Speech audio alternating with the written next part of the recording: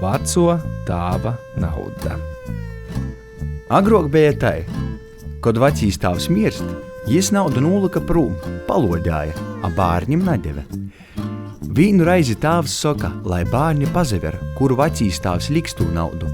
Bārņi soka, ka jis naudu salicis lodeitī i nes saprakt. Vaci ļauci runāja, ka nauda jorūk vai no agrinu reita, vai vālu vakarā. Par tū, ka tū dareiks darēt viņ bez saulis. Tāvs aizīt darējis i redz, ka tī lopsta. Jis izkop augšā i klausos. Vakarā atīt vecīs tāvs. Jis izrūk dūbi, ka apglabot savu naudu i soka: Čort, ša tev nauda, ka paliks 100 galvu, tad paņemsi tū naudu. A dāls soka čorta balsā: ka paliks zivu galvas. A vecīs tāvs soka: nā, ka cilvēku galvas. Tad pīkrēt valnem i soka: labi, 100 zivu galvu. Pēc nedēļas vecīs tāvs nūmirst. Dāls aizbraucis pilsātu, nūpierk 100 zivu, apcārt jom galvas i izrūk naudu.